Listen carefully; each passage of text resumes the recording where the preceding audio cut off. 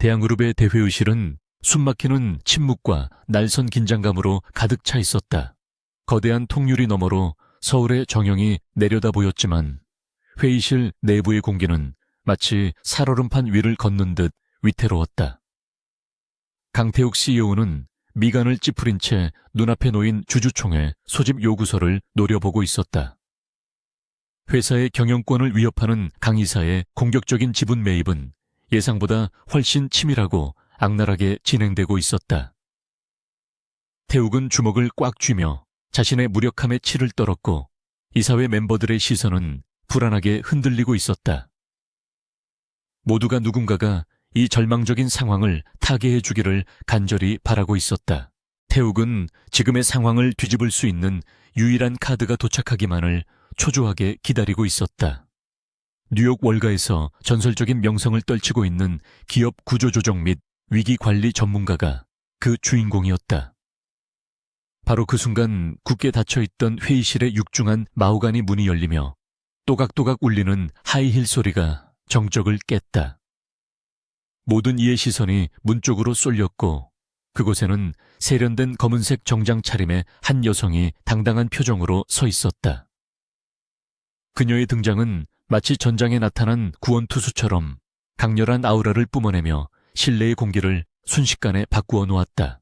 태욱의 동공이 지진이라도 난 듯 격렬하게 흔들리기 시작했다. 그녀는 5년 전 그가 술김에 저지른 하룻밤의 실수라고 치부했던 그러나 한시도 잊을 수 없었던 한서진이었다. 그녀는 더 이상 과거에 수줍음 많던 비서실 막내 직원이 아니었다. 냉철한 눈빛과 자신감 넘치는 태도는 그녀가 지난 시간 동안 얼마나 치열하게 살아남았는지를 증명하고 있었다. 서진은 태욱의 흔들리는 눈빛을 정면으로 받아내며 입가에 묘한 미소를 띄었다. 그것은 재회의 기쁨보다는 다가올 폭풍을 예고하는 선전포고에 가까워 보였고 태욱은 숨 쉬는 것조차 잊을 지경이었다.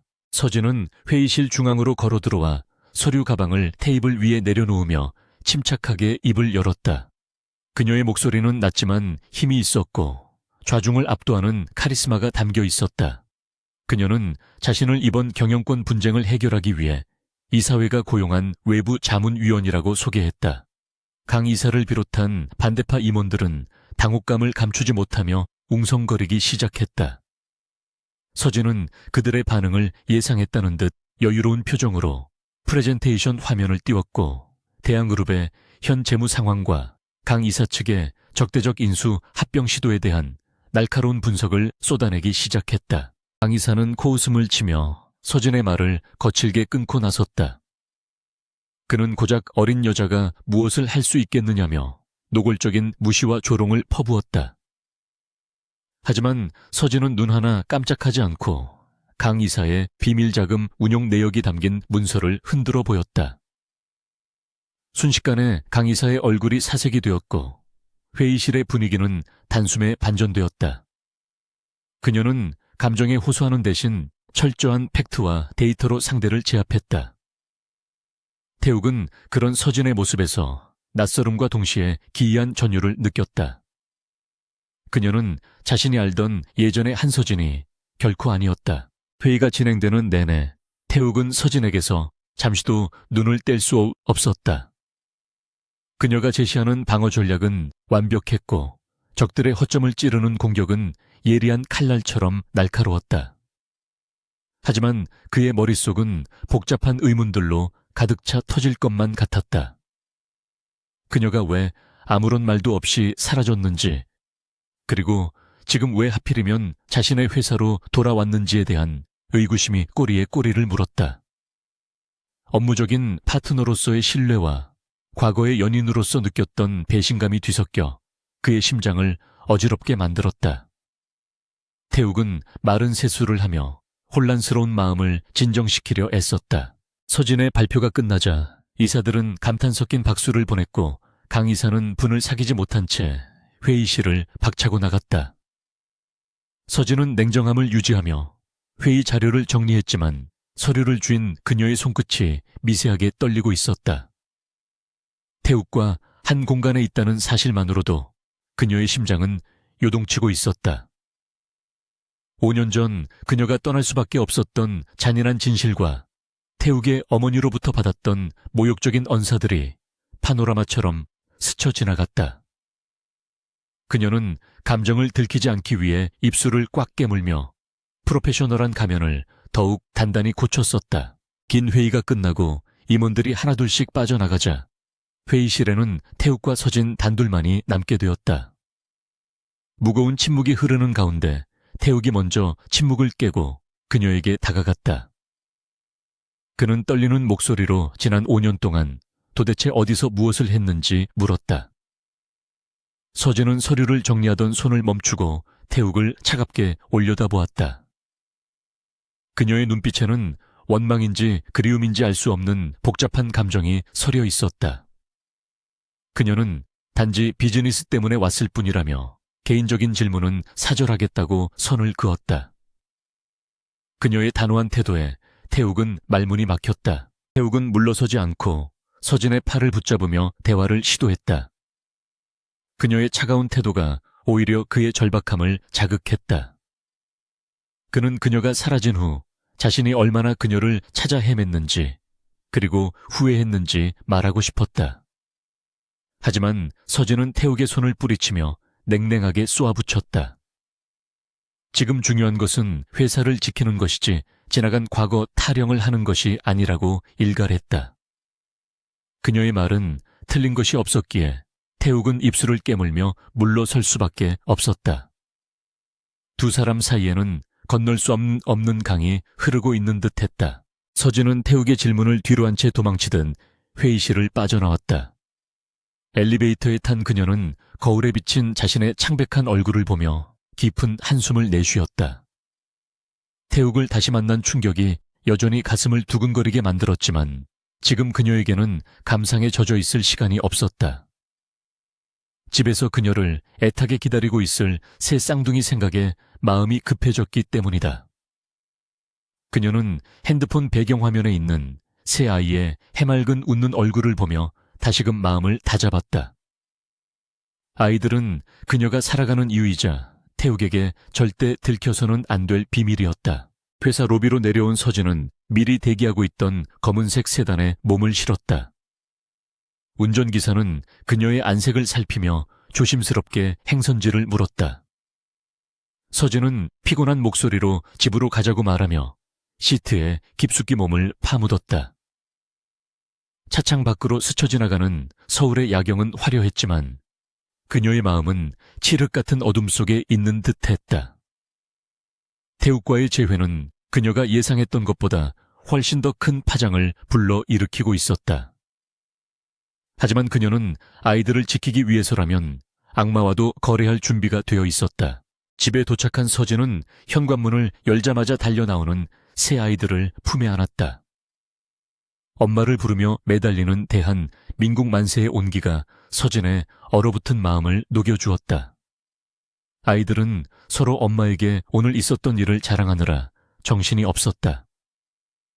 서진은 아이들의 머리를 쓰다듬으며 비로소 안도의 미소를 지을 수 있었다. 아이들의 얼굴을 볼 때마다 태욱의 모습이 겹쳐 보였지만 그녀는 애써 그 생각을 지워버렸다. 이 아이들은 오로지 자신의 아이들이며 그 누구에게도, 특히 강태욱에게는 절대 빼앗길 수 없었다. 아이들을 재우고 난 후 서진은 서재에 앉아 내일 있을 일정과 전략을 검토했다. 강 이사 측의 방역이 만만치 않을 것임을 직감한 그녀는 더욱 철저한 준비가 필요했다. 모니터 불빛 아래서 빛나는 그녀의 눈동자는 결연한 의지로 타오르고 있었다. 그녀는 단순히 회사를 구하기 위해 돌아온 것이 아니었다.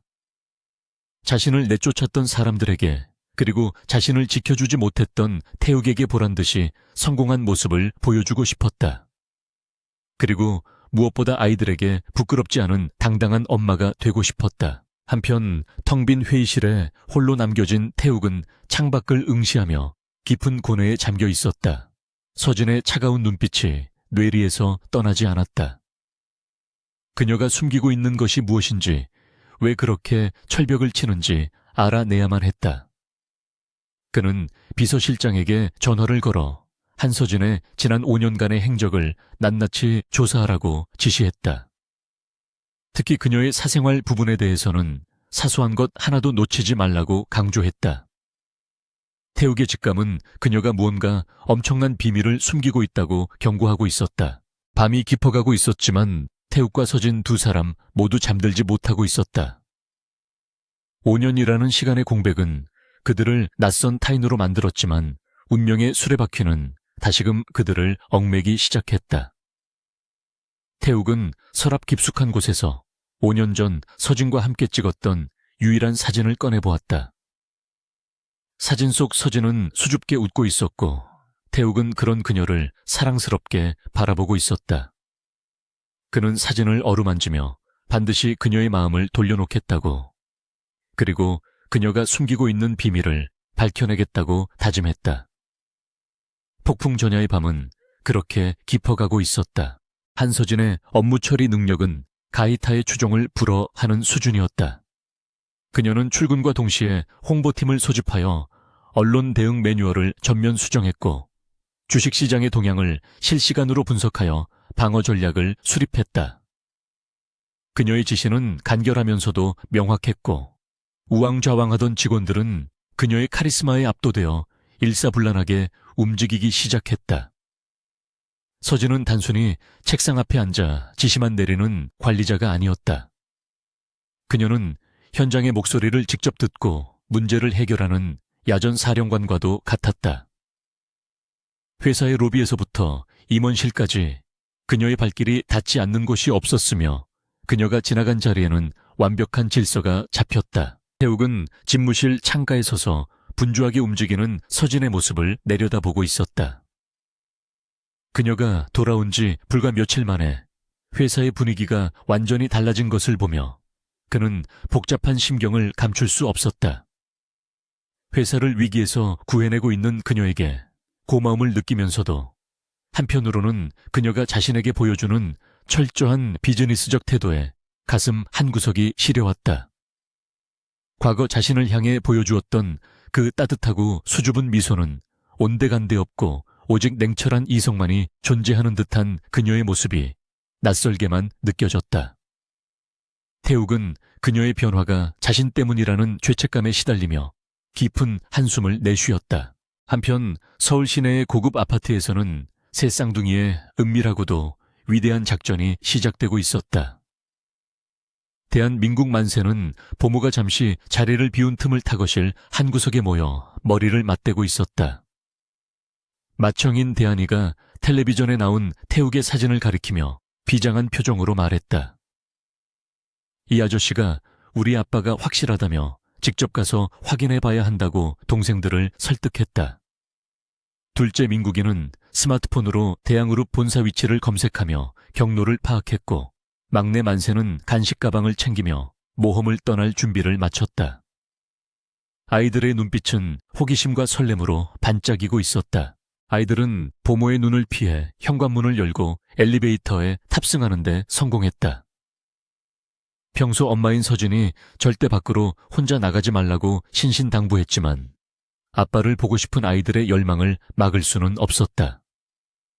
아파트 단지를 빠져나온 아이들은 지나가는 택시를 잡기 위해 고사리 같은 손을 흔들었다.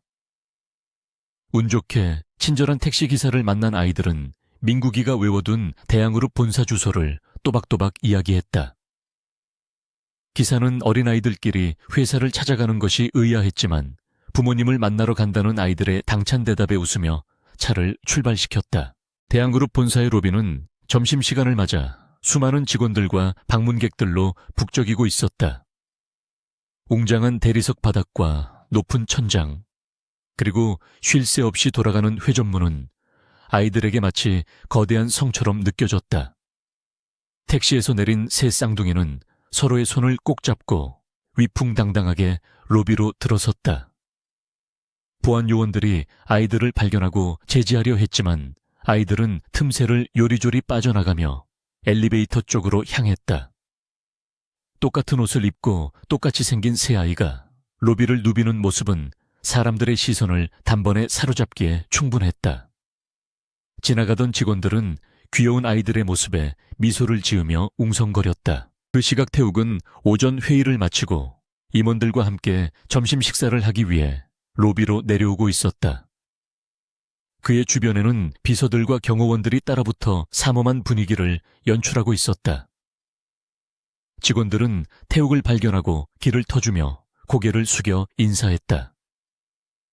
태욱은 무표정한 얼굴로 앞만 보고 걸으며 머릿속으로는 여전히 서진에 대한 생각으로 가득 차 있었다. 그때 그의 시야에 무언가 작은 물체들이 들어왔다. 경호원들이 당황하며 앞을 막아서려 했지만 태욱은 손을 들어 그들을 제지했다. 그의 앞에는 서로의 손을 꼭 잡은 3명의 꼬마 아이들이 서 있었다. 태욱은 걸음을 멈추고 아이들을 내려다보았다. 세 아이는 고개를 한껏 젖혀 태욱을 올려다보고 있었다. 순간 태욱의 심장이 덜컥 내려앉는 듯한 기분이 들었다. 아이들의 얼굴이 어딘가 모르게 낯이 걷기 때문이었다. 짙은 눈썹, 오뚝한 코, 그리고 다부진 인매까지 마치 거울을 보는 듯한 착각이 들 정도로 자신과 닮아 있었다. 태욱은 홀린 듯이 무릎을 굽혀 아이들과 눈높이를 맞추었다. 가까이서 본 아이들의 얼굴은 더욱더 충격적이었다. 이것은 단순한 우연이라고 하기에는 너무나도 기막힌 닮은 꼴이었다. 주변의 임원들과 비서들도 수군거리며 태욱과 아이들을 번갈아 쳐다보았다. 가운데 서 있던 민국이가 당돌하게 입을 열었다.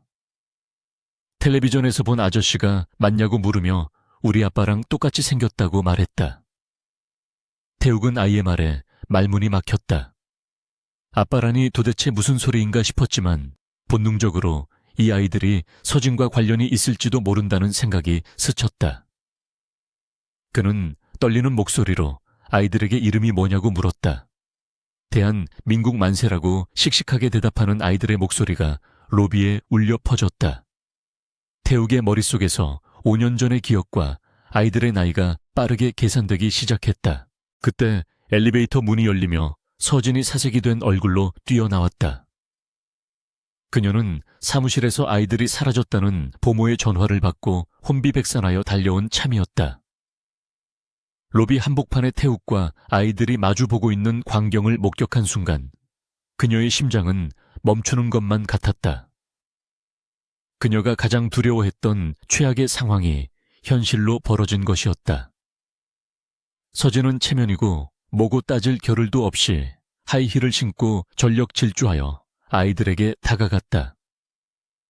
그녀는 아이들을 태욱에게서 떼어내 자신의 등 뒤로 숨기며 거칠게 숨을 몰아쉬었다. 태욱은 갑작스러운 서진의 등장에 놀라면서도 그녀의 과도한 반응에 의구심을 품었다. 서진은 아이들을 감싸 안으며 태욱을 경계하는 눈빛으로 쏘아보았다. 태욱은 천천히 몸을 일으키며 서진에게 이 아이들이 누구냐고 물었다. 그의 목소리는 낮고 차분했지만 그 안에는 억누를 수 없는 의혹이 들끓고 있었다. 서진은 시선을 피하며 조카들이라고 둘러댔다. 잠시 맡아주고 있는데 보모 몰래 빠져나온 것 같다고 변명했지만 그녀의 목소리는 미세하게 떨리고 있었다. 태욱은 그녀의 거짓말을 본능적으로 감지했다.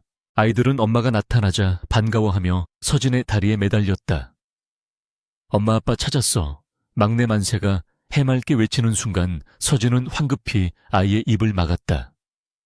하지만 이미 뱉은 말은 주워 담을 수 없었고 태욱의 표정은 차갑게 굳어졌다. 조카라더니 엄마라고 부르는 아이들의 말은 서진의 거짓말을 명백하게 증명하고 있었다. 주변에 있던 직원들도 놀라움에 입을 다물지 못했다. 서진은 더 이상 변명할 여지가 없음을 깨닫고 얼굴이 붉게 달아올랐다. 그녀는 아이들을 데리고 급히 자리를 피하려 했지만 태욱의 날카로운 목소리가 그녀의 발목을 잡았다. 잠깐. 나하욱이 서진의 앞을 막아섰다. 그의 눈은 서진과 세 아이들을 번갈아 보며 형형하게 빛나고 있었다. 조카가 엄마라고 부르나, 그리고 저 아이들 나랑 너무 닮았다고 생각하지 않아. 태욱의 직설적인 질문에 서진은 등줄기에 식은땀이 흘렀다. 그녀는 최대한 침착함을 유지하려 애쓰며 아이들이 장난친 것이라고 세상에 닮은 사람은 많다고 억지 주장을 펼쳤다. 그리고는 아이들을 재촉하여 황급히 회사 밖으로 빠져나갔다. 태욱은 도망치듯 사라지는 서진의 뒷모습을 보며 주먹을 꽉 쥐었다. 서진이 떠난 후에도 로비의 웅성거림은 멈추지 않았지만 태욱의 귀에는 아무것도 들리지 않았다. 그의 머릿속은 오직 새 아이들의 얼굴로 가득 차 있었다. 그 눈망울, 그 표정, 심지어 사소한 버릇까지 자신을 빼다 박은 아이들이었다. 태욱은 다시 집무실로 올라가 책상 서랍 깊숙한 곳에 보관해둔 자신의 어린 시절 앨범을 꺼냈다. 앨범 속 어린 태욱의 모습은 방금 로비에서 만난 새 아이들과 놀라울 정도로 똑같았다. 의심은 확신으로 바뀌어가고 있었다. 5년 전 그날 밤, 그리고 서진의 갑작스러운 잠적 모든 퍼즐 조각이 맞춰지는 느낌이었다. 태욱은 비서실장을 호출했다. 그의 표정은 그 어느 때보다 진지하고 무거웠다. 그는 비서실장에게 한서진에 대한 조사를 전면적으로 재검토하라고 지시했다. 특히 그녀의 가족관계와 지난 5년 동안의 출산 기록, 그리고 병원 진료 기록까지 샅샅이 뒤지라고 명령했다. 그리고 은밀하게 유전자 검사 기관을 섭외할 것을 덧붙였다. 만약 그 아이들이 자신의 핏줄이 맞다면 서진이 왜 이 사실을 숨겼는지, 그리고 자신이 그동안 놓치고 있었던 것이 무엇인지 반드시 알아내야만 했다. 한편 아이들을 데리고 급하게 차에 오른 서진은 떨리는 손으로 핸들을 잡았다. 심장이 터질 듯이 요동치고 있었다. 태욱이 아이들을 봤으니 의심하는 것은 시간 문제였다. 그녀는 아이들을 혼낼 기운조차 없었다. 뒷좌석에 앉은 아이들은 엄마의 심상치 않은 분위기를 감지하고 숨을 죽이고 있었다. 서진은 백미러로 아이들을 바라보며 눈시울이 붉어졌다. 어떻게든 태욱에게서 아이들을 지켜야 했다. 그가 아이들의 존재를 알게 되면 양육권을 뺏으려 할 것이 분명했고, 5년 전 자신을 내쫓았던 그 집안 사람들이 아이들을 가만둘 리 없었다. 집에 도착한 서진은 아이들을 보모에게 맡기고 서재 문을 걸어 잠갔다. 그녀는 위스키 한 잔을 단숨에 들이키며 널뛰는 감정을 진정시키려 했다. 이제 더 이상 숨길 수 없는 상황까지 와버렸다. 태욱이 유전자 검사를 요구해 올 경우 어떻게 대응해야 할지, 최악의 경우 아이들과 함께 다시 해외로 도피해야 할지 수만 가지 생각이 머릿속을 맴돌았다. 하지만 지금 당장은 회사 일이 급했다. 강 이사의 공격이 거세지고 있는 상황에서 자신이 흔들리면 모든 것이 무너질 수 있었다. 그녀는 독하게 마음을 먹어야 했다. 그날 밤 태욱은 퇴근하지 않고 사무실에 남아 있었다. 창밖으로 보이는 서울의 야경은 화려했지만 그의 마음은 칠흑 같은 어둠 속에 갇혀 있었다. 그는 창문에 비친 자신의 얼굴을 보며 씁쓸한 미소를 지었다. 새 아이의 아빠라니 상상조차 해본 적 없는 일이었다. 하지만 가슴 한편에서 알 수 없는 벅차오름이 느껴졌다. 만약 그 아이들이 정말 내 아이들이라면. 태욱은 자신도 모르게 가슴에 손을 얹었다. 차갑게 식어있던 심장이 뜨겁게 뛰고 있었다. 그는 결심했다. 진실을 밝히고 서진과 아이들을 되찾겠다고. 다음 날 아침 태욱은 평소보다 일찍 회사에 도착했다. 그의 책상 위에는 비서실장이 밤새 조사한 1차 보고서가 놓여 있었다. 그는 떨리는 손으로 보고서 봉투를 열었다. 그곳에는 서진이 4년 전 뉴욕의 한 병원에서 새 쌍둥이를 출산했다는 기록이 선명하게 찍혀 있었다. 태욱의 손이 부들부들 떨렸다. 출산 시기를 역산해보면 정확히 그가 서진과 함께 밤을 보냈던 시기와 일치했다. 태욱은 보고서를 쥐고 한참 동안이나 멍하니 앉아 있었다. 분노와 환희, 그리고 후회가 뒤섞인 감정의 소용돌이가 그를 덮쳤다. 태욱은 당장이라도 서진에게 달려가 따지고 싶었지만 꾹 참았다. 아직 결정적인 증거인 유전자 검사 결과가 필요했다. 그는 칫솔이나 머리카락 등 아이들의 DNA를 확보할 방법을 강구해야 했다. 그때 서진이 결제 서류를 들고 집무실로 들어왔다. 그녀는 평소와 다름없는 냉정한 표정이었지만 태욱의 눈에는 그녀의 미세한 긴장감이 보였다. 태욱은 서류를 받아들며 그녀의 눈을 뚫어지게 쳐다보았다. 어제 본 조카들 다시 한번 보고 싶은데 밥이라도 한 끼 사주지. 태욱의 도발적인 제안에 서진의 눈동자가 흔들렸다. 서진은 태욱의 시선을 피하며 바쁘다는 핑계를 댔다. 하지만 태욱은 물러서지 않았다. 그는 서진에게 한 걸음 더 다가가며 낮게 속삭였다. 거짓말은 언젠가 드러나게 되어 있어, 한서진. 그의 말은 단순한 경고가 아니었다. 이미 모든 것을 알고 있다는 듯한 확신에 찬 목소리였다. 서진은 숨이 턱 막히는 기분을 느끼며 뒷걸음질 쳤다. 두 사람 사이에 팽팽한 긴장감이 감돌았다. 태욱은 그녀를 놓아주지 않을 작정이었고 서진은 그물에 걸린 새처럼 벗어날 곳이 없어 보였다. 이제 진실 게임에 막이 올랐다. 강태욱 CEO의 집무실에는 무거운 침묵만이 감돌고 있었다. 그의 손에는 얇은 서류 봉투 하나가 들려 있었지만 그 무게는 마치 청은망은처럼 느껴졌다. 어제 로비에서 만난 아이들을 안았을 때 자신의 정장 재킷에 묻어있던 머리카락 한 올이 모든 의혹의 열쇠가 되었다. 그는 떨리는 손으로 봉투의 봉인을 뜯어내고 내용물을 확인했다. 친자관계 성립 확률 99.99%. 그 숫자를 확인하는 순간 태욱의 머릿속에서 이성의 끈이 뚝 끊어지는 소리가 들리는 듯했다.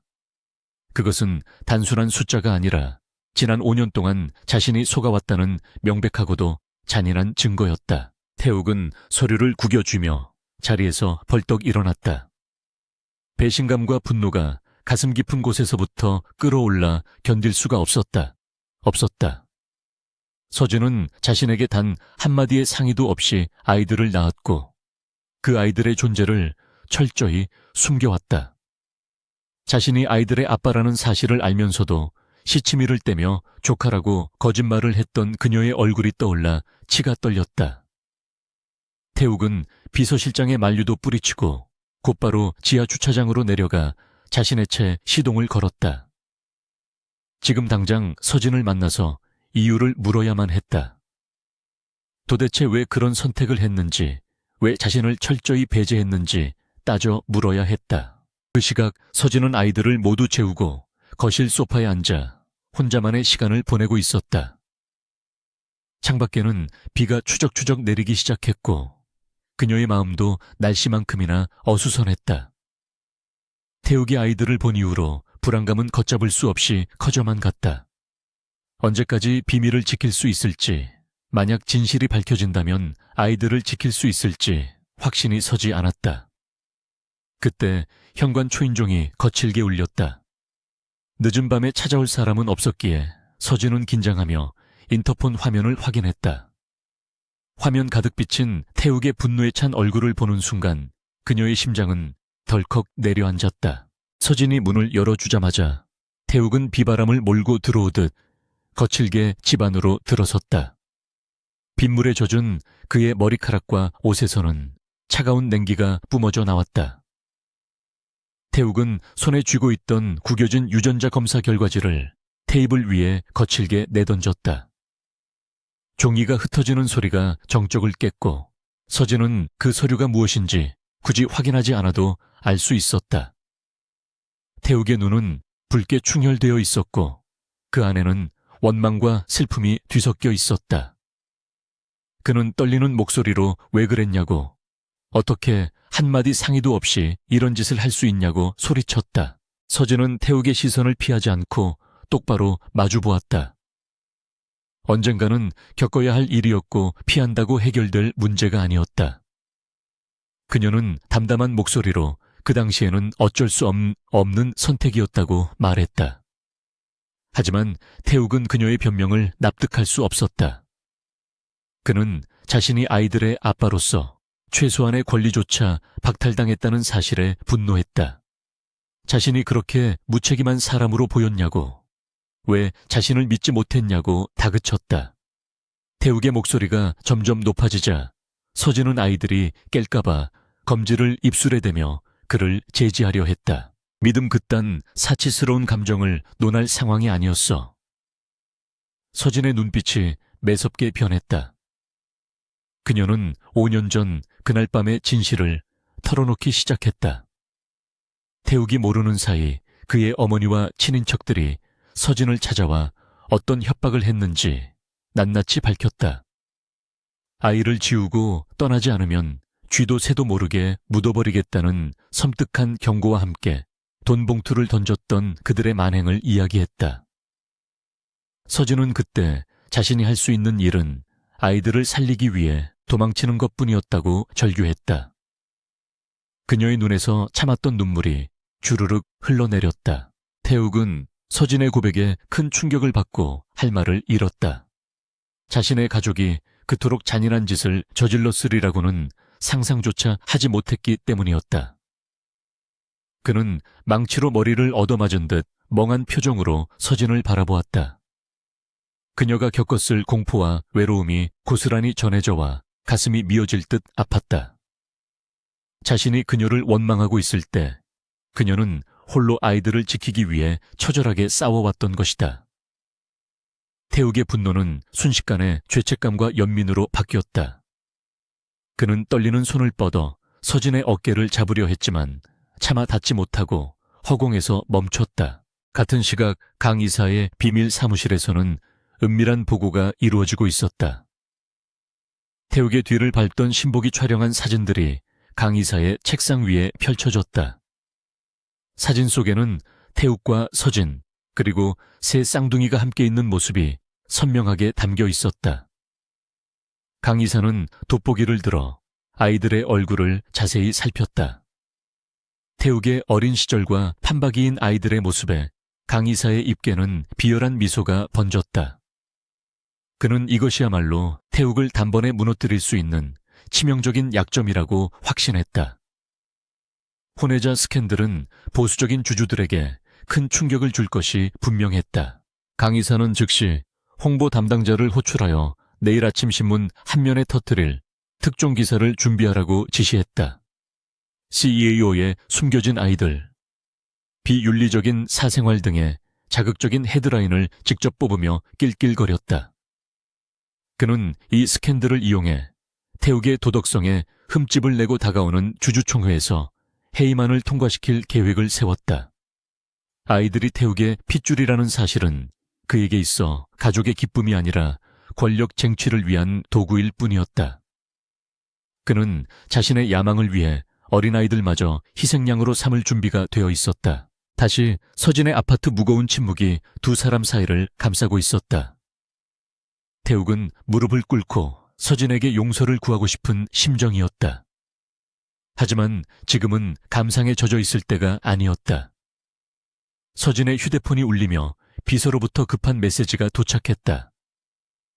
회사 내부망에 태욱의 사생활과 관련된 지라시가 돌기 시작했다는 보고였다. 서진은 창백해진 얼굴로 태욱에게 휴대폰 화면을 보여주었다. 이미 강 이사 측이 움직이기 시작했다는 신호였다. 그들은 아이들의 존재를 알게 되었고 이를 이용해 공격을 개시한 것이다. 태욱은 화면을 보며 이를 갈았다. 자신의 가족이 저지른 과거의 잘못도 모자라 이제는 자신의 아이들까지 건드리려는 강 이사의 행태에 분노가 치밀어 올랐다. 그는 더 이상 물러설 곳이 없음을 직감했다. 지금 당장 중요한 것은 과거의 오해를 푸는 것이 아니라 눈앞에 적인 강 이사로부터 아이들을 보호하는 것이었다. 태욱은 서진의 손을 꽉 잡으며 결연한 눈빛으로 말했다. 이제부터는 내가 지켜. 당신도 그리고 우리 아이들도. 두 번 다시 내 사람들을 잃지 않아. 서진은 태욱의 뜨거운 손길과 단호한 목소리에 마음이 흔들렸다. 5년 전과는 달리 지금의 태욱에게서는 믿음직스러운 남자의 향기가 느껴졌다. 그녀는 잠시 망설였지만 혼자서 감당하기에는 상황이 너무나 위급하다는 것을 인정해야만 했다. 서진은 고개를 끄덕이며 태욱의 손을 맞잡았다.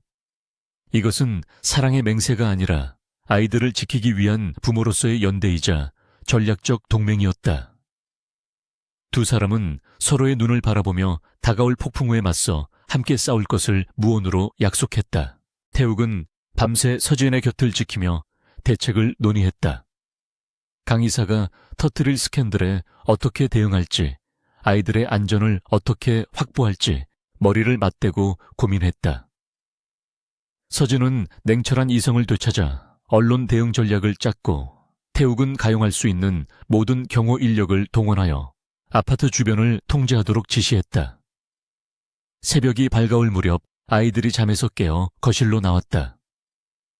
비몽사몽한 눈으로 거실에 있는 낯선 아저씨를 본 아이들은 깜짝 놀라 서진의 뒤로 숨었다. 태욱은 조심스럽게 아이들에게 다가갔다. 어제 로비에서와는 전혀 다른 따뜻하고 부드러운 눈빛이었다. 그는 무릎을 꿇고 아이들과 눈높이를 맞추며 떨리는 목소리로 인사를 건넸다. 안녕 얘들아. 내가 너희 아빠란다. 아이들은 눈을 동그랗게 뜨고 엄마와 아저씨를 번갈아 쳐다보았다. 서진은 말없이 고개를 끄덕여 주었다. 아이들은 쭈뼛거리며 태욱에게 다가왔고, 태욱은 조심스럽게 새 아이를 품에 안았다. 그의 눈에서 뜨거운 눈물이 흘러내려 아이들의 옷을 적셨다. 하지만 감동의 순간도 잠시 서진의 우려는 현실이 되어가고 있었다. 아파트 입구에는 이미 기자들이 진를 치고 있었고, 인터넷 포털 사이트에는 태욱의 이름이 실시간 검색어 1위에 오르내리고 있었다. 강 이사의 공격은 예상보다 빠르고 치밀했다. 그는 단순히 소문을 퍼뜨리는 것을 넘어 서진이 과거의 꽃뱀이었다는 둥 악의적인 거짓 정보까지 섞어 여론을 호도하고 있었다. 세상은 그들을 비난할 준비를 마치고 기다리고 있었다. 태욱과 서진은 서로를 바라보며 깊은 심호흡을 했다. 이제 전쟁은 피할 수 없는 현실이 되었다. 아침 햇살이 밝아오기도 전에 서진의 아파트 주변은 벌써부터 진을 친 기자들로 북새통을 이루고 있었다. 카메라 플래시가 번개처럼 터지고 온갖 추측성 기사들이 인터넷을 도배하기 시작했다. 거실 커튼 사이로 밖을 내다보던 서진은 입술을 굳게 다물었다. 예상은 했지만 강 이사의 공격은 생각보다 훨씬 더 저열하고 집요했다. 그는 단순히 태욱의 이미지를 깎아내리는 것을 넘어 아이들을 불륜의 증거로 매도하며 대중의 관음증을 자극하고 있었다. 이대로 가다가는 태욱의 해임은 물론이고 아이들까지 씻을 수 없는 상처를 입을 것이 분명했다. 태욱은 소파에 앉아 심각한 표정으로 태블릿 PC를 들여다보고 있었다. 화면 속에는 재벌 3세의 난잡한 사생활, 숨겨진 아이들과 버림받은 여인이라는 자극적인 제목의 기사들이 넘쳐났다. 그는 분노로 인해 손끝이 하얗게 질릴 정도로 기기를 꽉 쥐었다. 자신을 향한 비난은 참을 수 있었지만 서진을 꽃뱀으로 몰아가고 아이들을 구경거리로 만드는 작태는 도저히 용서할 수 없었다. 그는 당장이라도 나가서 해명하고 싶었지만 지금 섣불리 움직였다가는 오히려 먹잇감만 던져주는 꼴이 될 것이 뻔했다. 냉철한 판단이 필요한 시점이었다. 서진은 태욱의 맞은편에 앉으며 비장한 표정으로 입을 열었다. 그녀는 지금의 위기를 타개할 유일한 방법은 정면 돌파뿐이라고 강조했다. 숨거나 피하는 것은 혐의를 인정하는 꼴이 되므로 오히려 당당하게 가족임을 공표해야 한다고 주장했다. 그녀는 태욱에게 전략적 제휴를 제안했다. 아이들의 법적 지위를 보장하고 주주들의 불안을 잠재우기 위해 두 사람이 정식으로 혼인신고를 하고 한 집에 사는 모습을 보여주자는 것이었다. 그것은 철저히 계산된 계약 결혼이자 적들을 속이기 위한 완벽한 위장 전술이었다. 태욱은 서진의 제안을 듣고 잠시 침묵했다. 비즈니스 파트너로서 맺는 계약 결혼이라는 말이 가슴 한구석을 씁쓸하게 만들었지만 현실적으로 다른 대안이 없음을 그도 잘 알고 있었다. 무엇보다 아이들을 자신의 호적에 올리고 당당한 아빠가 될 수 있다는 사실은 거절할 수 없는 제안이었다. 그는 고개를 끄덕이며 서진의 제안을 수락했다. 하지만 마음속으로는 다짐했다. 이 시작은 계약일지 몰라도 그 끝은 반드시 진정한 가족이 되게 하겠다고. 태욱은 즉시 비서실장에게 연락하여 극비리에 이사 준비를 지시했다. 기자들의 눈을 피해 이동하는 것은 007 작전을 방불케 했다. 태욱이 미리 준비한 미끼 차량들이 정문을 빠져나가며 기자들을 유인하는 사이 서진과 아이들은 지하 주차장을 통해 경호원들의 호위를 받으며 검은색 밴에 올랐다. 태욱은 뒷좌석에서 불안해하는 아이들의 손을 꼭 잡아주었다. 아이들은 마치 스파이 영화를 찍는 것 같다며 신기해했지만 태욱은 아이들이 느낄 불안감을 생각하며 마음이 아팠다. 차는 도심을 빠져나가 서울 외곽의 한적하고 보안이 철저한 태욱의 개인 저택으로 향했다. 태욱의 저택은 높은 담장과 최첨단 보안 시스템으로 둘러싸인 요새와도 같았다. 웅장한 대문을 지나 차가 멈추자 아이들은 눈앞에 펼쳐진 넓은 정원과 거대한 집에 입을 다물지 못했다. 그동안 좁은 아파트에서 답답하게 지냈던 아이들은 차에서 내리자마자 환호성을 지르며 잔디밭을 뛰어다니기 시작했다.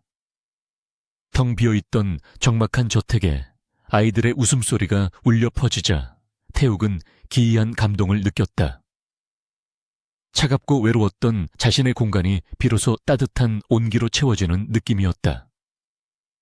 서진 역시 아이들이 즐거워하는 모습을 보며 안도의 한숨을 내쉬었다. 짐을 풀고 생활을 시작하자마자 태욱은 육아라는 거대한 현실의 벽에 부딪혔다. 회사에서는 수천 명의 직원을 거느리는 카리스마 넘치는 CEO였지만 집에서는 3명의 장난꾸러기들을 감당하기에 역부족인 초보 아빠일 뿐이었다. 대한이는 로봇 조립이 안 된다며 칭얼거렸고 민국이는 태욱의 소중한 서류에 크레파스로 낙서를 하려 했으며 만세는 계속해서 안아달라고 매달렸다. 태욱은 땀을 뻘뻘 흘리며 아이들을 달래느라 진땀을 뺐다. 서진은 쩔쩔매는 태욱의 모습을 보며 터져 나오는 웃음을 참을 수 없었다. 저녁 식사 시간은 그야말로 전쟁터였다. 식탁 예절을 중시하던 태욱의 우아한 식사 시간은 온데간데 없고 음식물이 날아다니고 물이 엎어지는 아수라장이 펼쳐졌다. 만세가 시금치를 먹기 싫다며 숟가락을 던지는 바람에 태욱의 명품 셔츠에 초록색 얼룩이 묻었다. 평소 같았으면 불호령이 떨어졌을 일이었지만 태욱은 화를 내는 대신 너털웃음을 터뜨렸다. 그는 넥타이를 풀어헤치고 소매를 걷어붙인 채 아이들에게 직접 밥을 먹여주기 시작했다. 서진은 아이들과 눈을 맞추며 행복해하는 태욱을 보며 가슴이 뭉클해졌다. 그 평화로운 시간과 대조적으로 강 이사는 태욱이 기자들을 따돌리고 잠적했다는 소식에 분노했다. 그는 즉시 2차 공격을 감행했다.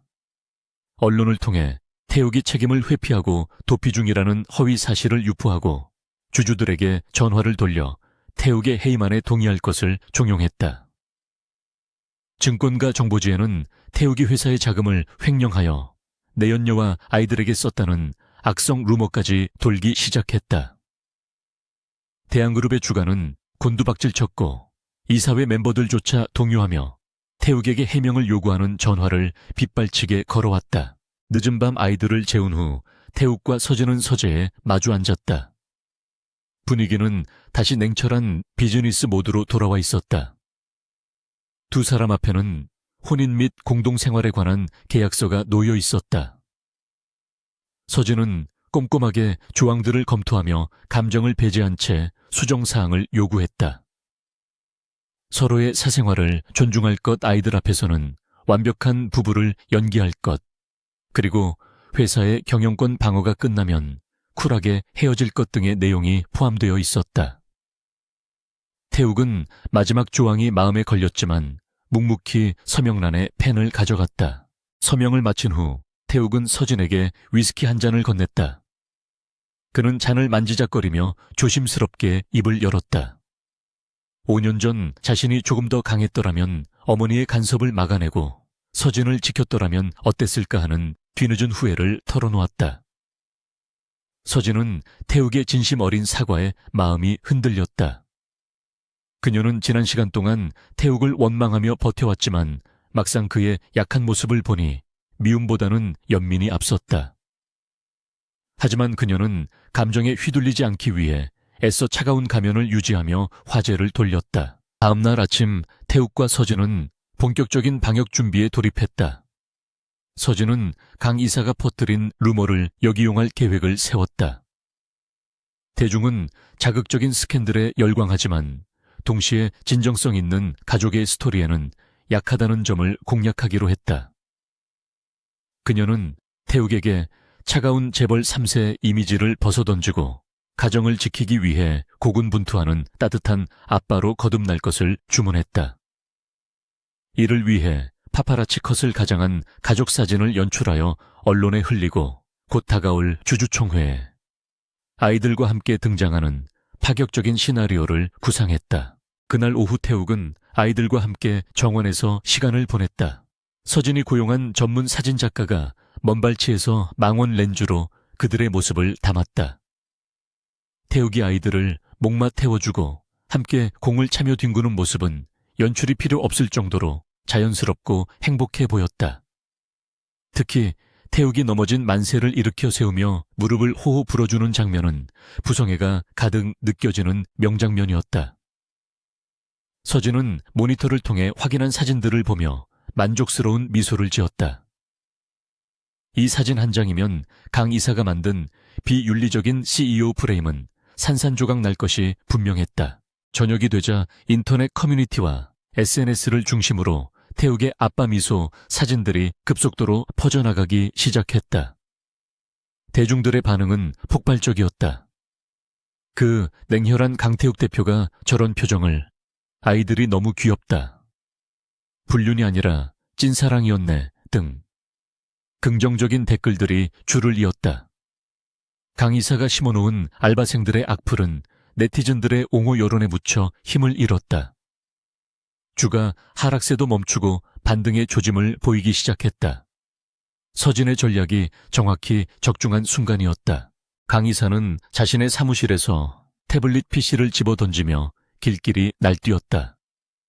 자신이 공들여 만든 함정이 오히려 태욱의 인기를 높여주는 꼴이 되었기 때문이었다. 그는 분노에 찬 목소리로 비서에게 소리쳤다. 더 강력하고 더러운 수가 필요했다. 그는 태욱의 어머니 즉 명예회장을 끌어들이기로 결심했다. 태욱이 가장 어려워하고 서진에게 트라우마를 안겨준 장본인인 그녀를 움직인다면 판을 다시 뒤집을 수 있다고 생각했다. 강 이사의 눈이 탐욕과 악의로 번들거렸다. 한편 저택에서는 작은 소동이 벌어지고 있었다. 태욱과 서진이 아이들 앞에서 부부 연기를 연습하고 있었다. 아이들이 엄마랑 아빠는 왜 뽀뽀 안 해? 라고 천진난만하게 묻는 바람에 두 사람은 얼굴이 홍당무처럼 빨개졌다. 아이들의 성화에 못 이겨 태욱이 서진의 볼에 조심스럽게 입을 맞추는 순간 찌릿한 전류가 두 사람의 몸을 관통했다. 5년 만에 느껴보는 서로의 천은 잊고 있었던 감각을 다시 일깨웠다. 서진은 황급히 자리를 피했지만 두근거리는 심장은 멈출 줄을 몰랐다. 밤이 깊어 아이들이 모두 잠든 후 태욱은 정원으로 나와 담배를 피우려다 멈칫했다. 아이들을 위해 끊어야겠다고 생각하며 담배를 꺾어버렸다. 그때 서진이 따뜻한 차를 들고 다가왔다. 두 사람은 달빛 아래 나란히 서서 말없이 밤하늘을 올려다보았다. 계약관계라고 선을 그었지만 두 사람 사이에는 말로 설명할 수 없는 끈끈한 유대감이 형성되고 있었다. 태욱은 서진에게 다가오는 주주총회에서 반드시 승리하여 우리 가족을 세상에 당당히 알리겠다고 약속했다. 우리 가족이라는 단어가 서진의 가슴속에 깊은 파문을 일으켰다. 하지만 폭풍은 아직 끝나지 않았다. 대문 밖에는 여전히 하이에나 같은 기자들이 진을 치고 있었고, 어둠 속에서는 강 이사가 최후의 일격을 준비하고 있었다. 태욱과 서진, 그리고 세 아이들이 함께하는 이 평화가 언제까지 지속될 수 있을지 아무도 알 수 없었다. 그러나 한 가지 확실한 것은 이제 그들은 혼자가 아니라는 사실이었다. 서로의 손을 잡고 있는 한 그 어떤 시련도 이겨낼 수 있을 것 같은 용기가 솟아올랐다. 내일은 더 거친 파도가 몰아치겠지만 오늘 밤만큼은 평온했다. 대한그룹 본사 대강당은 수백 명의 취재진으로 발 디딜 틈조차 없었다. 태욱이 긴급 기자회견을 자청했다는 소식이 전해지자마자 대한민국 모든 언론사의 카메라가 이곳으로 집결했다. 플래시가 번개처럼 터지고 기자들의 웅성거림이 파도처럼 일렁이는 가운데 무대 뒤편 대기실의 공기는 팽팽하게 당겨진 활시위 같았다. 태욱은 거울 앞에서 넥타이를 매만지며 깊은 심호흡을 했다. 그의 곁에는 작은 정장을 차려입은 대한민국 만세가 긴장한 표정으로 쪼르르 앉아 있었다. 아이들을 대중 앞에 공개한다는 것은 양날의 검이었지만 서진은 이것이 강 이사의 모략을 단번에 부술 수 있는 유일한 승부수라고 확신했다. 서진은 태욱의 옷매무새를 다듬어주며 단호한 눈빛으로 그를 바라보았다. 그녀는 태욱에게 준비된 원고를 읽으려 하지 말고 당신의 진심을 보여주라고 조언했다. 대중은 완벽한 CEO가 아니라 실수를 인정하고 책임을 지려는 인간적인 가장의 모습을 원한다는 것이 그녀의 전략이었다. 태욱은 서진의 눈을 보며 마음의 안정을 찾았다. 그녀의 존재는 그에게 있어 천군만마와도 같았다. 그는 떨리는 손으로 아이들의 손을 하나씩 꼭 잡아주며 말했다. 아빠만 믿고 따라오면 돼. 아무 일도 없을 거야. 아이들은 고개를 끄덕이며 태욱의 손을 꽉 쥐었다. 드디어 회견장의 문이 열리고 태욱이 새 쌍둥이의 손을 잡고 무대 위로 등장했다.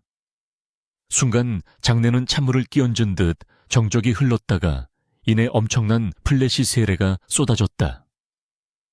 태욱과 꼭 닮은 새 아이의 등장은 그 어떤 말보다 강력한 시각적 충격을 주었다. 태욱은 단상에 서서 마이크를 잡고 천천히 입을 열었다. 그는 5년 전 자신의 부족함으로 인해 소중한 사람을 놓쳤고 그 결과 아이들의 존재조차 모르고 살았음을 솔직하게 고백했다. 그의 목소리에는 가식 없는 회한과 진심이 담겨 있어 듣는 이들의 가슴을 울렸다. 태욱은 기자들을 향해 고개를 숙이며 사과했지만 고개를 들었을 때 그의 눈빛은 그 어느 때보다 강렬했다. 그는 이 아이들이 자신의 유일한 핏줄이며 대한그룹의 정당한 상속자임을 만천에 선포했다. 그리고 아이들의 어머니인 한서진 씨와 함께 가정을 꾸려나갈 것임을 공식적으로 밝혔다. 장내는 술렁이기 시작했고 생중계로 이를 지켜보던 국민들의 반응은 폭발적이었다. 무책임한 바람둥이로 매도되던 태욱의 이미지는 순식간에 용기 있게 자신의 과거를 책임지는 로맨틱한 남자로 뒤바뀌었다. 여론의 흐름이 완전히 넘어오는 순간이었다. 회견장 구석에서 이 광경을 지켜보던 강 이사의 얼굴은 흑빛으로 변해 있었다. 그는 태욱이 아이들을 숨길 것이라 예상하고 공격했지만 오히려 아이들을 무기로 삼아 정면 돌파할 줄은 꿈에도 몰랐다. 여론은 급격히 태욱에게 호의적으로 변했고 주가는 실시간으로 급등하고 있었다. 강 이사는 분노에 차서 손에 쥐고 있던 생수병을 바닥에 내동댕이 쳤다. 그의 계획은 완전히 틀어졌고 이제 주주총회에서 태욱을 해임할 명분은 사라져버렸다. 그는 이를 갈며 비서에게 당장 차를 대기시키라고 고함을 질렀다. 기자회견이 성공적으로 끝나고 태욱과 서진은 안도의 한숨을 내쉬었다. 아이들은 긴장이 풀렸는지 배가 고프다며 칭걸거리기 시작했다. 태욱은 아이들을 번쩍 안아올리며 환하게 웃었다. 그 모습이 카메라에 포착되어 실시간 뉴스를 장식했다. 서진은 그런 태욱을 보며 가슴 한구석이 찡해옴을 느꼈다. 하지만 그녀에게는 아직 완수해야 할 중요한 임무가 남아 있었다. 그녀는 태욱이 아이들과 함께 스포트라이트를 받는 동안 조용히 회견장을 빠져나가 미리 약속된 장소로 향했다. 이제 강 이사의 숨통을 끊어놓을 결정적인 증거를 확보할 차례였다. 서진이 향한 곳은 도심 외곽의 허름한 찻집이었다. 그곳에는 강 이사의 최측근이었으나 최근 토사구팽당할 위기에 처한 재무팀장이 기다리고 있었다. 서진은 며칠 전부터 그에게 접촉하여 신변 보호와 거액의 퇴직금을 조건으로 회유해왔다. 재무팀장은 불안한 표정으로 주위를 살피며 품 안에서 작은 USB 메모리를 꺼내 서진에게 건넸다. 그것은 강 이사가 지난 10년간 페이퍼 컴퍼니를 통해 회사 돈을 횡령하고 정치권에 뇌물을 제공한 내역이 담긴 이중 장부의 원본 데이터였다. 서진은 USB를 꽉 쥐며 회심의 미소를 지었다. 이것만 있으면 강 이사를 단순히 회사에서 몰아내는 것을 넘어 감옥으로 보낼 수 있었다.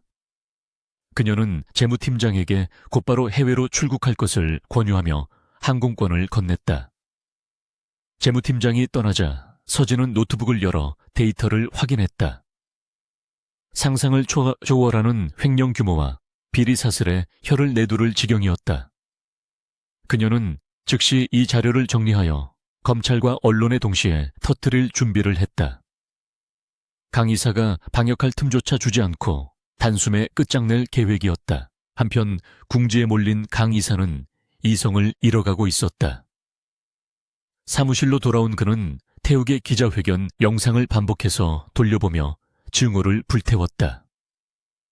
합법적인 방법으로는 더 이상 태욱을 이길 수 없다는 것을 깨달은 그는 금단의 영역에 손을 대기로 결심했다.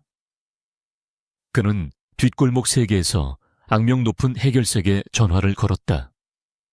그의 눈에는 광기가 서려 있었다. 물건 하나만 확실하게 처리해.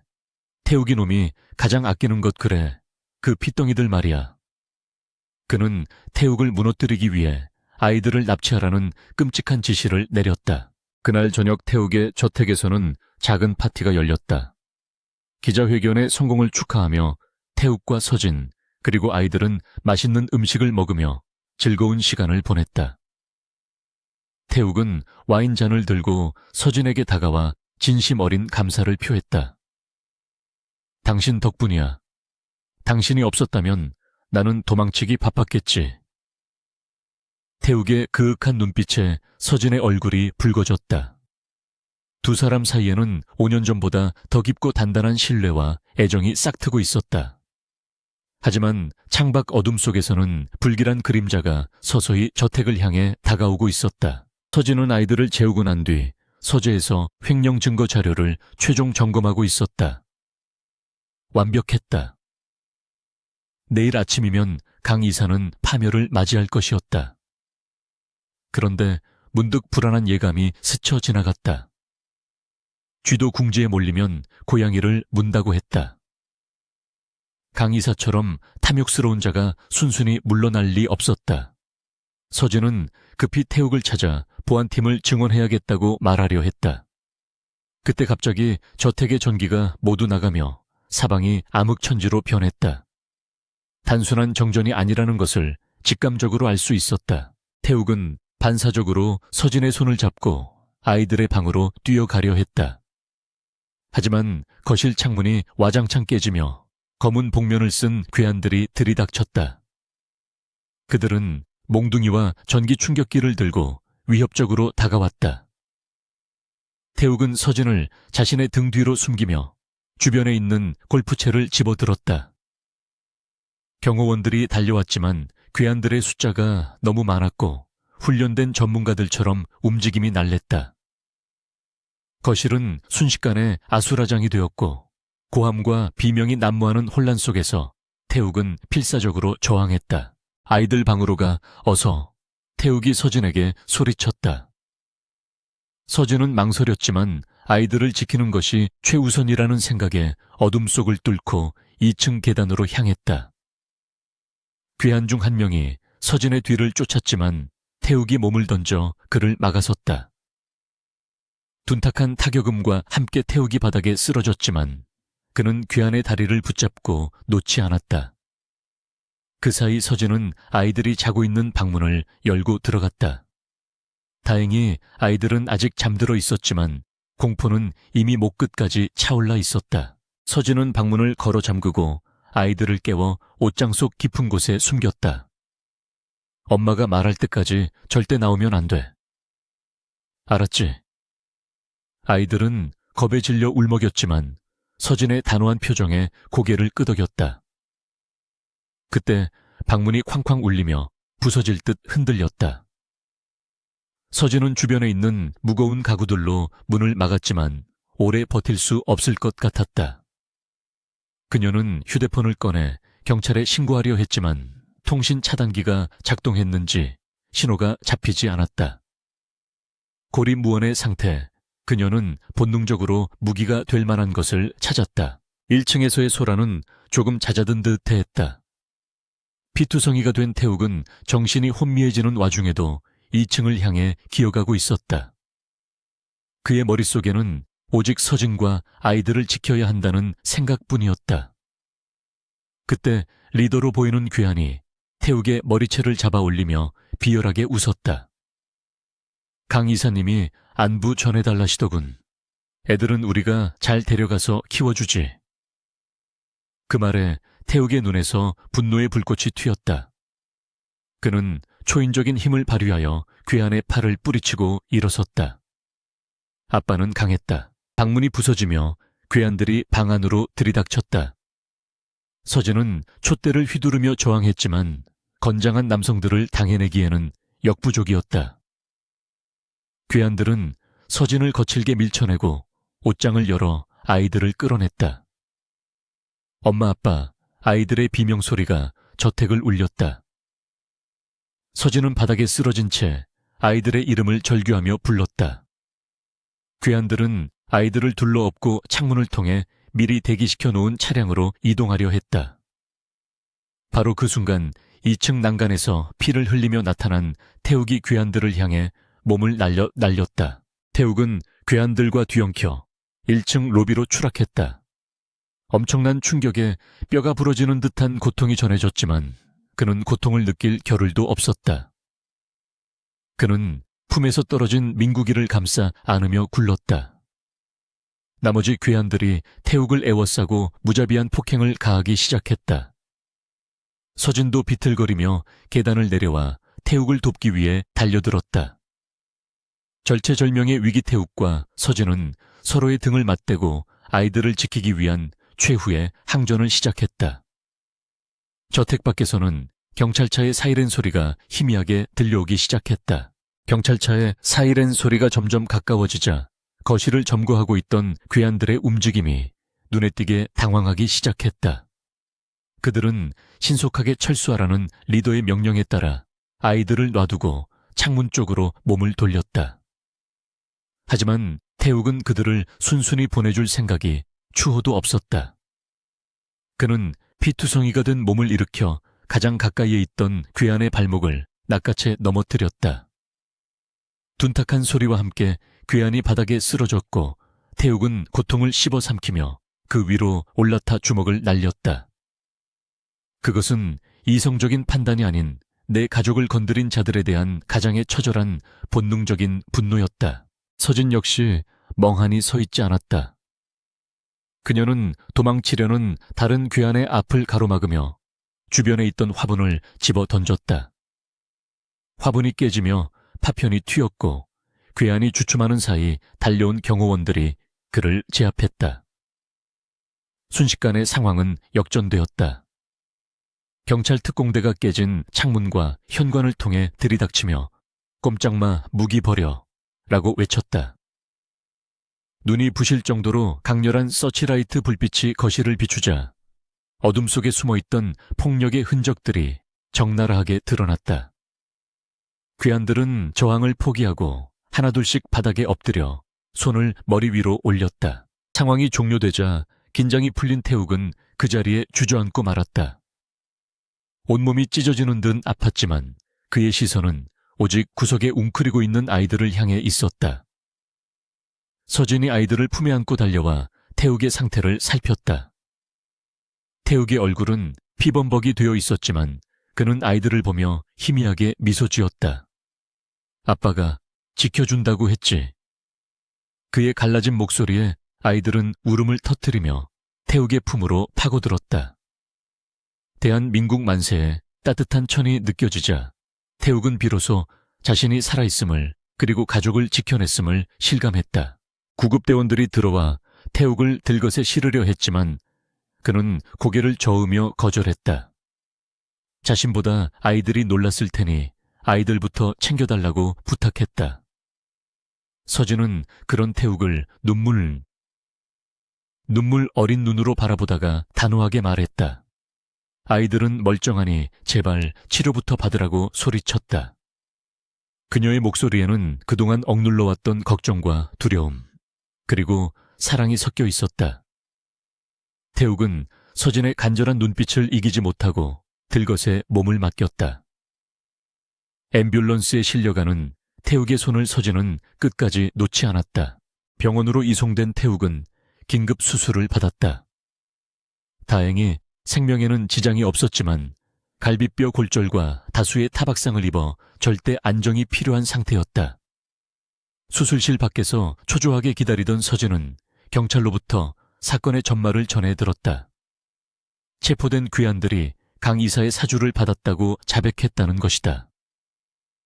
서진의 주먹이 부들부들 떨렸다. 강 이사는 넘지 말아야 할 선을 넘었고 이제 그에게 남은 것은 법의 심판뿐이었다. 그녀는 눈물을 닦고 일어섰다. 슬퍼하고 있을 시간조차 없었다. 내일 아침 주주총회에서 모든 것을 끝내야만 했다. 다음 날 아침 대한그룹 본사 앞은 전날 밤에 납치 미수 사건 보도로 인해 수많은 인파가 몰려 있었다. 여론은 들끓었고 강 이사에 대한 비난은 하늘을 찌를 듯했다. 주주총회장은 무거운 침묵과 긴장감으로 가득 차 있었다. 강 이사는 초췌한 모습으로 단상에 앉아 있었지만 여전히 혐의를 부인하며 뻔뻔한 태도를 고수하고 있었다. 그는 괴한들의 자백은 강압 수사에 의한 것이며 자신은 모함당했다고 주장할 계획이었다.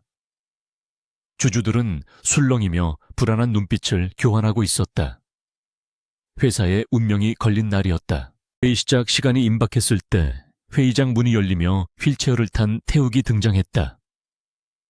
링거를 꽂고 머리에 붕대를 감은 그의 모습은 충격적이었지만 눈빛만은 그 어느 때보다 형형하게 빛나고 있었다. 그의 뒤에는 서진이 굳은 표정으로 휠체어를 밀고 있었고 수십 명의 경호원이 그들을 호위했다. 태욱의 등장에 장내는 일순간 정적에 휩싸였다가 웅성거림으로 바뀌었다. 목숨을 걸고 가족을 지킨 CEO의 투혼은 주주들에게 깊은 인상을 남기기에 충분했다. 태욱은 힘겹게 마이크를 잡고 강 이사를 똑바로 응시했다. 강 이사는 태욱의 등장에 당황한 기색이 역력했다. 그는 억지 미소를 지으며 조카의 안부를 묻는 척했지만 목소리는 미세하게 떨리고 있었다. 태욱은 강 이사의 가식적인 인사를 무시하고 곧바로 본론으로 들어갔다. 그는 어젯밤 자신의 집에서 벌어진 끔찍한 테러 행위가 단순한 강도 사건이 아니었음을 밝혔다. 그리고 이 모든 일을 사주한 배후가 바로 이 자리에 있다고 소리 높여 외쳤다. 태욱의 손가락이 정확히 강 이사를 가리키자 모든 시선이 그에게 집중되었다. 강 이사는 벌떡 일어나 책상을 내리치며 증거가 있냐고 고함쳤다. 명예훼손으로 고소하겠다며 으름장을 놓았지만 그것은 궁지에 몰린 쥐의 발악에 불과했다. 그때 서진이 태욱의 곁으로 다가와 준비해온 프레젠테이션을 시작했다. 대형 스크린에 강 이사의 차명 계좌 내역과 횡령 증거 그리고 심부름센터의 송금한 내역이 낱낱이 공개되었다. 특히 괴한의 리더와 통화한 녹취록이 재생되자 회의장은 경악으로 물들었다. 애들은 확실하게 처리해 라는 강 이사의 목소리가 스피커를 통해 흘러나왔다. 녹취록이 공개되는 순간 강 이사의 다리가 풀리며 털썩 주저앉았다. 완벽한 증거 앞에서 그는 더 이상 변명할 여지가 없었다. 주주들은 야유를 보내며 강 이사에게 해명을 요구했고 일부는 물병을 던지기도 했다. 그때 회의장 뒷문이 열리며 검찰 수사관들이 들이닥쳤다. 그들은 횡령 및 살인교사 혐의로 강 이사에게 체포영장을 제시했다. 수갑이 채워지는 순간 강 이사는 태욱을 노려보며 저주를 퍼부었지만 이미 승패는 결정된 뒤였다. 강 이사가 끌려나가는 모습을 지켜보던 태욱은 깊은 한숨을 내쉬었다. 오랜 시간 자신을 괴롭혀왔던 악의 축이 사라지는 순간이었지만 기쁨보다는 씁쓸함이 앞섰다. 그는 다시 마이크를 잡고 주주들에게 고개를 숙였다. 집안 단속을 제대로 하지 못해 주주들에게 심려를 끼쳐 죄송하다고 사과했다. 그리고 앞으로는 투명 경영을 통해 대한그룹을 다시 일으키겠다고 약속했다. 진심이 담긴 그의 연설에 주주들은 기립박수로 화답했다. 태욱의 리더십은 위기를 통해 더욱 단단해졌다. 주주총회가 끝나고 태욱은 집무실로 돌아왔다. 창밖으로 보이는 서울의 풍경은 어제와 다를 바 없었지만 태욱의 마음은 완전히 달라져 있었다. 그는 휠체어에서 일어나 창가로 다가가 섰다. 갈비뼈의 통증이 느껴졌지만 가슴속은 후련했다. 서진이 따뜻한 물 한 잔을 들고 다가왔다. 수고했어요. 그녀의 짧은 한마디가 태욱의 지친 마음을 어루만져 주었다. 태욱은 서진을 돌아보며 말했다. 당신이 없었다면 불가능했을 거야. 정말 고마워.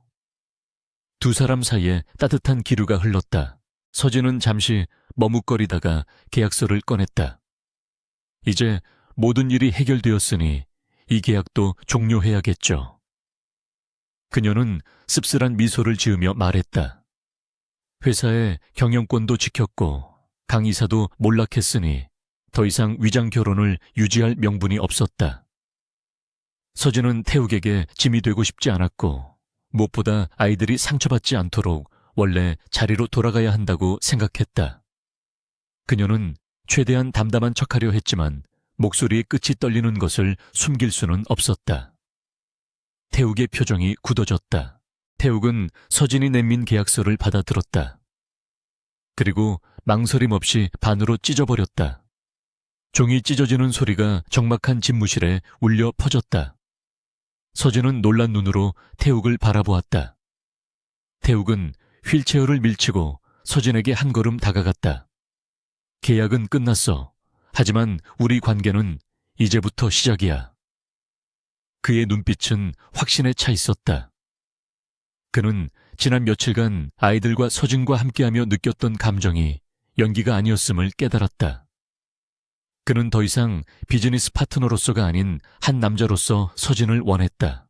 난 이제 당신과 아이들 없는 삶은 상상할 수 없어. 한서진, 나한테 기회를 줘. 진짜 가족이 될 기회를.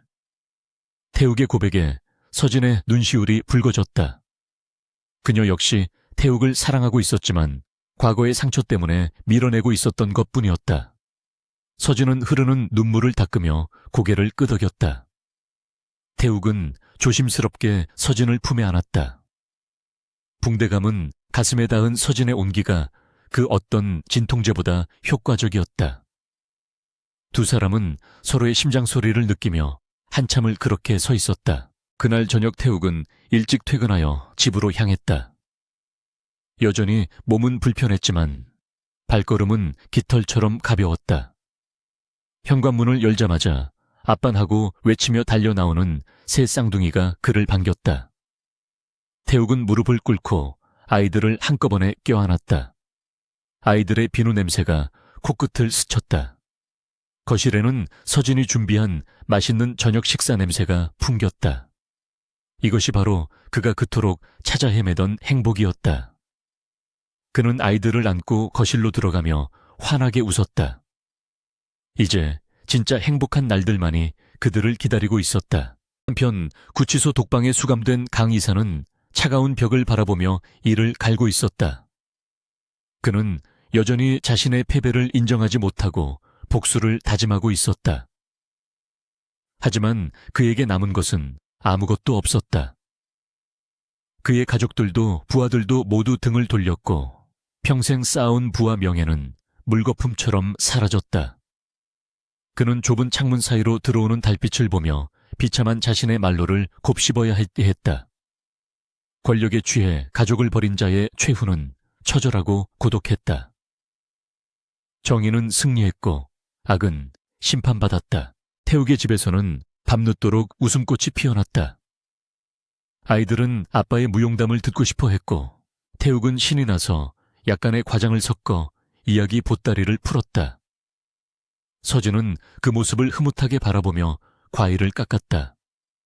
평범하지만 가장 소중한 일상이 회복되었다. 태욱은 서진의 손을 잡으며 속삭였다. 이번 주말에 우리 다 같이 여행 갈까? 아이들이 바다 보고 싶다고 했잖아. 서진은 환하게 웃으며 고개를 끄덕였다. 폭풍이 지나간 자리에 비로소 단단한 뿌리가 내리고 있었다. 계절이 2번 바뀌고 차가운 바람이 불던 서울에도 따스한 봄 기운이 완연해졌다. 대양그룹의 사옥 앞 정원에는 벚꽃이 만개하여 흩날리고 있었고 직원들의 표정 또한 한결 밝아져 있었다. 강 이사의 구속 이후 태욱은 대대적인 조직 개편을 단행했다.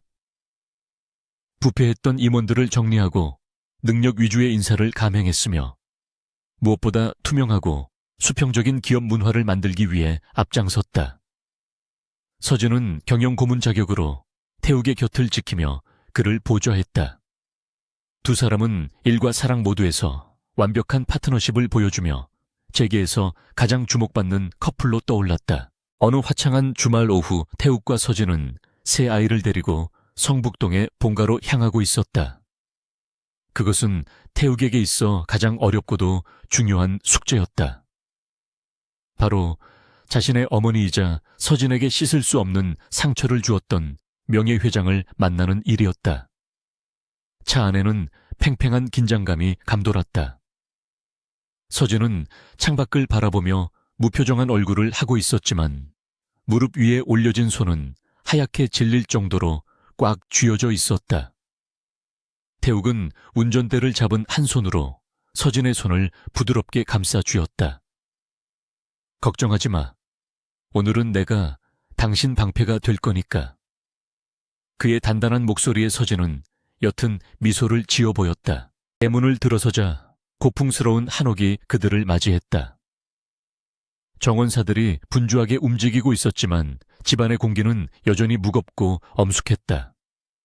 거실에 들어서자 명예회장이 소파에 꼿꼿하게 앉아 그들을 기다리고 있었다.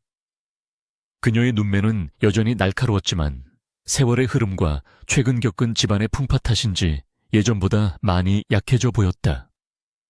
서진이 고개를 숙여 인사하자 명예회장은 잠시 침묵을 지켰다.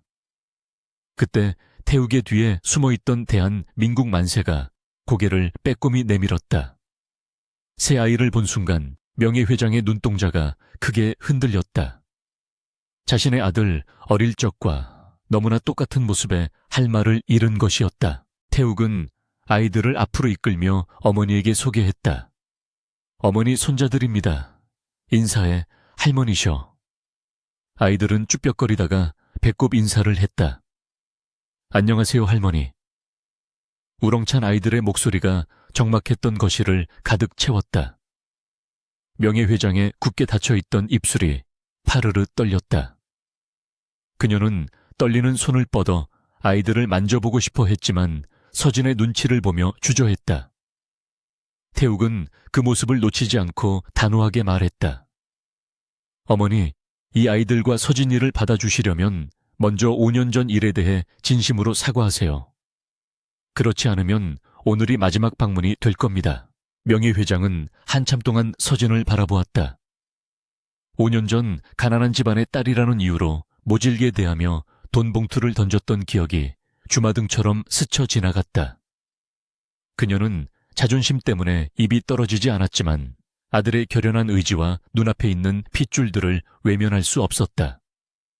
그녀는 깊은 한숨을 내쉬며 서진에게 다가갔다. 미안하다. 내가 어리석었어. 늙은이의 욕심이 너희들을 갈라놓을 뻔했구나. 그녀의 목소리는 작았지만 진심이 담겨 있었다. 서진은 눈시울이 붉어진 채 고개를 끄덕였다. 완벽한 용서는 아니었지만 화해의 첫걸음이었다. 본가 방문을 무사히 마친 후 태욱은 약속대로 가족 여행을 떠났다. 목적지는 에메랄드빛 바다가 펼쳐진 제주도였다. 프라이빗 비치가 딸린 풀빌라에 도착하자마자 아이들은 환호성을 지르며 모래사장으로 뛰어들었다. 태욱은 정장 대신 편안한 리조트 룩을 입고 아이들과 함께 모래성을 쌓았다. 평소 냉철한 CEO의 모습은 온데간데 없고 아이들의 장난에 넘어가 모래 속에 파묻히는 아들 바보 아빠의 모습만이 존재했다. 서진은 파라솔 아래 앉아 샴페인을 마시며 그 평화로운 풍경을 눈에 담았다. 지난 5년의 고통이 파도에 씻겨 내려가는 듯했다. 저녁이 되자 바다는 붉은 노을로 물들었다. 아이들이 물놀이에 지쳐 잠든 사이 태욱은 서진을 데리고 해변 산책에 나섰다. 파도 소리가 잔잔하게 들려오는 해변을 걸으며 두 사람은 5년 전 처음 만났던 날부터 지금까지의 일들을 도란도란 이야기했다. 태욱은 걷다가 멈춰서서 서진을 마주 보았다. 바닷바람에 날리는 서진의 머리카락을 넘겨주며 그는 주머니에서 작은 벨벳 상자를 꺼냈다. 그 안에는 화려하지 않지만 우아하게 빛나는 다이아몬드 반지가 들어있었다. 서진은 놀란 눈으로 태욱을 올려다보았다. 5년 전 우리는 실수로 시작했어. 하지만 지금 생각해보면 그건 내 인생 최고의 실수였고 가장 완벽한 운명이었어. 태욱은 한쪽 무릎을 꿇고 서진의 손을 잡았다. 그의 눈빛은 석양보다 더 붉고 뜨겁게 타오르고 있었다. 한서진, 그리고 우리 아이들의 엄마. 이제 계약이나 의무가 아닌 오직 사랑으로 당신과 평생을 함께하고 싶어. 나랑 결혼해 줄래? 태욱의 고백은 화려한 미사여구는 없었지만 그 어떤 말보다 묵직한 진심이 담겨 있었다. 서진의 눈에서 투명한 눈물이 흘러내렸다. 서진은 떨리는 목소리로 네 라고 대답하며 태욱을 끌어안았다. 태욱은 서진의 손가락에 반지를 끼워주고 그녀를 번쩍 안아 올렸다. 두 사람은 붉게 타오르는 노을을 배경으로 진한 키스를 나누었다. 멀리서 갈매기 울음소리가 축복처럼 들려왔고 파도는 그들의 발치까지 밀려와 축하의 인사를 건넸다. 그것은 비즈니스 계약의 종료이자 진정한 사랑의 시작을 알리는 팡파르였다. 두 사람의 그림자가 하나로 겹쳐지며 길게 이어졌다. 세상 그 어떤 것도 이제 그들을 갈라놓을 수 없으리라. 결혼식은 그로부터 한 달 뒤 서울 시내의 호텔 야외 정원에서 성대하게 열렸다. 수많은 하객들과 취재진이 몰려와 세기의 결혼식을 축하했다. 서진은 눈부시게 하얀 웨딩드레스를 입고 여신 같은 자태를 뽐냈고 태욱은 턱시도를 입고 늠름한 모습으로 그녀를 기다렸다. 오늘의 하이라이트는 단연 화동으로 나선 새 쌍둥이였다. 똑같은 턱시도를 맞춰 입은 대한민국 만세가 반지를 들고 버진로드를 걸어오자 하객들은 귀여움에 탄성을 질렀다. 만세가 중간에 넘어져 웃음바다가 되기도 했지만 그것마저도 행복한 추억의 한 조각이 되었다. 주례사가 이어지는 동안 태욱은 서진의 손을 꽉 잡고 놓지 않았다. 그는 맹세했다. 맹세했다. 비가 오나 눈이 오나 기쁠 때나 슬플 때나 평생 그녀와 아이들을 지키겠다고. 서진 역시 눈물 젖은 눈으로 태욱을 바라보며 영원한 사랑을 약속했다. 두 사람이 반지를 교환하고 입을 맞추는 순간 하객들은 기립박수를 보내며 꽃잎을 뿌렸다. 하늘에서는 오색 풍선이 날아올랐고 태욱과 서진은 서로를 마주보며 세상에서 가장 행복한 미소를 지었다. 지난날의 아픔과 시련이 걸음이 되어 피어난 눈부신 결실이었다. 에필로그. 시간은 빠르게 흘러 3년이라는 세월이 지났다. 태욱의 집 아침 풍경은 여전히 전쟁터를 방불케 했다. 이제 초등학생이 된 새 쌍둥이는 아침마다 학교에 갈 준비로 분주했다. 첫째 대한이는 의젓하게 동생들을 챙겼지만 둘째 민국이는 책을 읽느라 밥 먹는 것을 잊기 일쑤였고, 셋째 만세는 양말 한 짝이 없다며 온 집안을 뛰어다녔다. 태욱은 넥타이를 맨 채 한 손에는 프라이팬을 한 손에는 만세의 양말을 들고 고군분투하고 있었다. 능숙하게 계란 프라이를 뒤집는 그의 솜씨는 이제 셰프 수준이었다. 서진은 말끔한 정장 차림으로 계단을 내려오며 흐뭇한 미소를 지었다.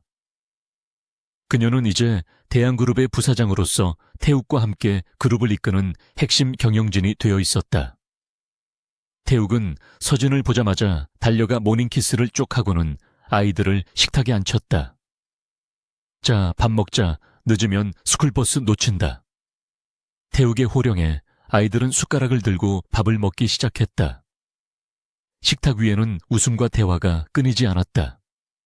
3년 전 차갑고 고요했던 태욱의 아침과는 비교할 수 없을 만큼 시끄럽고 정신없었지만 태욱은 이 소란스러움이 너무나 사랑스러웠다. 태욱은 출근길 차 안에서 서진의 손을 잡으며 물었다. 오늘 일정은 어떻게 돼? 서진은 태블릿을 확인하며 빽빽한 스케줄을 읊었다. 태욱은 짐짓 심각한 표정으로 말했다. 너무 무리하지 마. 당신 몸은 당신 혼자만의 것이 아니니까. 서진은 피식 웃으며 태욱의 어깨를 툭 쳤다. 걱정 마요, 강 대표님. 당신보다 체력 좋으니까. 두 사람은 서로를 바라보며 웃음을 터뜨렸다. 회사의 중대사를 논의하면서도 틈틈이 아이들 학원 문제와 저녁 메뉴를 고민하는 그들은 영락없는 현실 부부였다. 오후가 되자 태욱의 집무실로 반가운 손님이 찾아왔다. 학교를 마친 아이들이 회사 견학을 온 것이다. 비서실 직원들은 아이들의 방문에 간식을 챙겨주느라 바빴다. 태욱은 회의를 잠시 미루고 아이들을 맞이했다. 아이들은 아빠의 넓은 집무실을 놀이터처럼 뛰어다녔다. 대한이가 회장님 의자에 앉아 폼을 잡자 민국이는 옆에서 결제 서류를 검토하는 신용을 했고 만세는 소파에서 뒹굴었다. 태욱은 그 모습을 보며 껄껄 웃었다. 언젠가 이 아이들이 자라 이 회사를 이끌게 될 나를 상상하니 가슴이 벅차올랐다. 창가에 선 태욱은 서울의 정영을 내려다보았다. 5년 전 텅 빈 마음으로 이곳에 서서 고독을 씹었던 날들이 떠올랐다. 그때는 자신이 가진 부와 명예가 전부라고 생각했었다. 하지만 서진이 돌아오고 아이들을 알게 된 후 그의 세상은 완전히 바뀌었다. 한 번의 실수라고 생각했던 그날 밤은 신이 그에게 준 가장 큰 선물이었다. 그 실수가 없었다면 지금의 이 벅찬 행복도 없었을 것이다. 그는 뒤에서 자신을 부르는 서진과 아이들의 목소리에 뒤를 돌아보았다. 석양이 지는 사무실 황금빛 햇살이 가족을 비추고 있었다. 태욱은 서진의 허리를 감싸고 아이들은 태욱의 다리에 매달렸다. 아빠, 우리 이번 주말엔 어디 가요? 만세의 질문에 태욱은 서진과 눈을 맞추며 미소 지었다.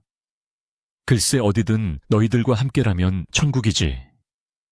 가족들의 웃음소리가 사무실을 가득 메웠다. 창밖의 서울은 여전히 바쁘게 돌아가고 있었지만 태욱의 세상은 이곳 사랑하는 가족들이 있는 바로 이 공간에 멈춰 있었다. 이야기는 여기서 끝이 나지만 그들의 행복은 영원히 계속될 것이다. 시련과 고통을 이겨내고 쟁취한 사랑이기에 그들은 서로의 손을 더욱 굳게 잡을 것이다. 때로는 싸우고 때로는 지치더라도 그들은 가족이라는 이름으로 서로를 보듬으며 살아갈 것이다. 한 남자의 인생을 송두리째 바꾼 그날의 실수는 이제 전설이 되어 그들의 가슴속에 아름다운 추억으로 남았다.